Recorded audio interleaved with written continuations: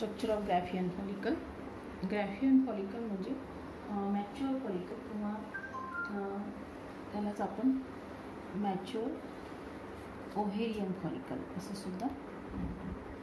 तर याचं स्ट्रक्चर हे वेगळं आता आपल्याला पाहायचं आहे. Graafian follicle it is form in the ovary after the age of 13 years. 13 वर्षानंतर पुबर्टी जेव्हा अटेंड केली जाते तेव्हा ओजेनेसिस प्रोसेसमधलं हे शेवटचं प्रॉडक्ट आहे ग्रॅफियन फॉलिकल और मॅच्युअर फॉलिकल.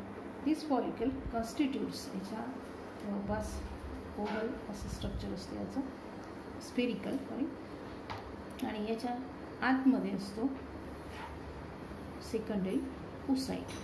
हा secondary oocyte which is haploid. Secondary oocyte हा ओव्हमच्या आधीची स्टेज आहे आणि याच्यासोबतच इथेच त्याला अटॅच असेल फर्स्ट पोलर बॉडी. या सेकंडरी ओसाइटच्या सभोवती हा सेल असल्यामुळे याच्यावर प्लाझ्मा मेम्ब्रेन असेल आणि ह्या प्लाझ्मा मेम्ब्रेनला म्हणतात व्हायटॅलिन membrane.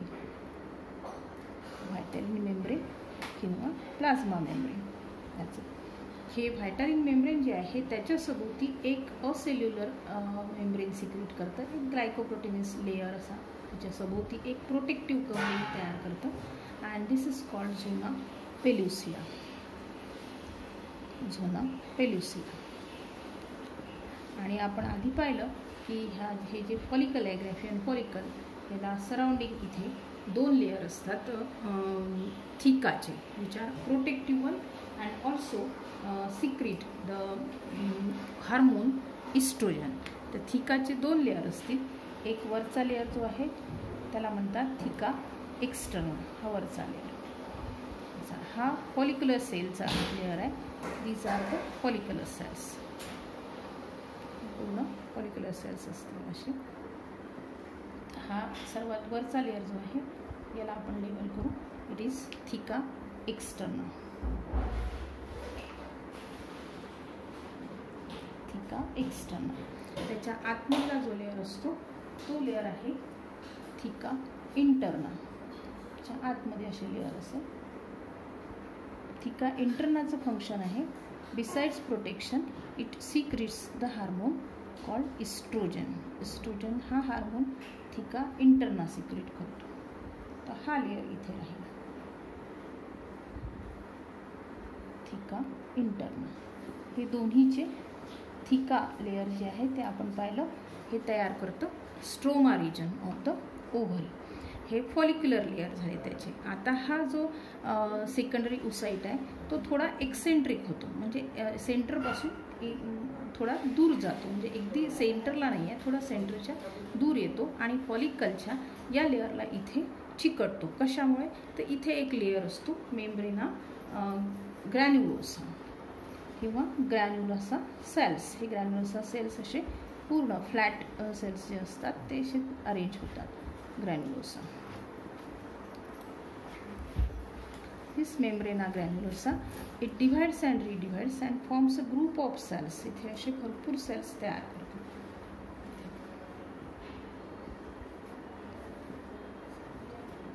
It is the epithelial cells. Cuboidal epithelial cells are there and this forms. आता याच्यापासून असे एका बाजूला असे भरपूर सेल्स तयार होतात इथे ज्याद्वारे इथे फॉलिक्युलर सेल्स हे याच्याभोवती 2 प्रकारचे सेल्स तयार करतात, 2 ग्रुप ऑफ सेल्स तयार करतील. This layer of cells near to the this secondary oocyte this is called discus proligerus. Discus proligerus. आणि दुसरा एक लेयर याच्या सभोवती तयार करतो. आता ह्या सेकंडरी ओसाइटच्या भोवती हा मेम्ब्रेना ग्रॅन्युलोसा एक लेयर तयार करतो and this layer it is known as the corona radiata. याच्या सभोवती तो लेयर तयार करतात कोरोना रेडिएटा. याचे सेल्स जे आहेत ते एकमेकाला असे glued together with the help of hyaluronic acid.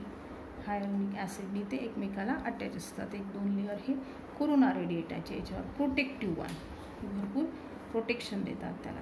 हे सगळे फॉलिक्युलर ग्रॅन्युलोसापासून तयार झालेले सेल्स आहेत आणि हा इथे पण एक ग्रुप ऑफ सेल्स असतो.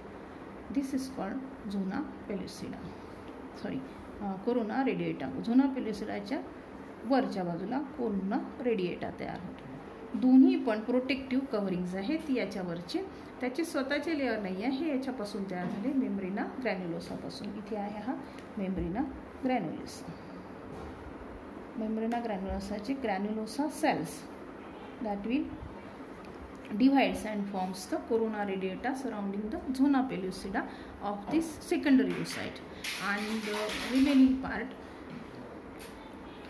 the remaining cells जे आहे ज्या आजूबाजूचे, this forms discus proligerus with the help of which this secondary oocyte it is attached eccentrically to that of the membrana granulosa and even the follicular cells. याला ते attach असतात.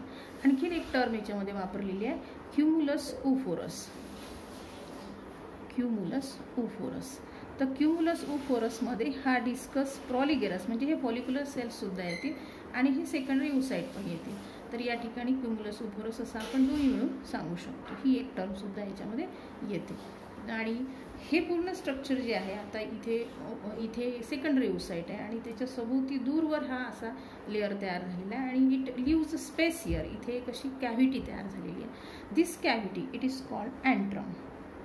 ही cavity जी आहे त्याला म्हणतात अँट्रम. जसा हा एक्सेंट्रिक होतो तशी ही कॅव्हिटी तयार होते आणि मेम्ब्रेना ग्रॅन्युलोसा लेअर जे आहे तो डिवाइड होऊन या ठिकाणी सेल्स तयार होतात आणि इथे असा कोरोना रेडिएटा आणि डिस्कस प्रॉलिगेरस हे सेल्स तयार होतात. ही जी अँट्रम आहे it is filled with fluid. याच्यामध्ये एक विशिष्ट फ्लुइड असतं and this fluid is called liquor folliculi. Liquor folliculi. तर त्याच्यामध्ये एवढे लेबलिंग हे असले पाहिजे. तर ही एक डायग्राम आणि त्याचं डिस्क्रिप्शनसुद्धा विचारू शकतं. ग्रॅफियन फॉलिकलचंही डिस्क्रिप्शन झालं.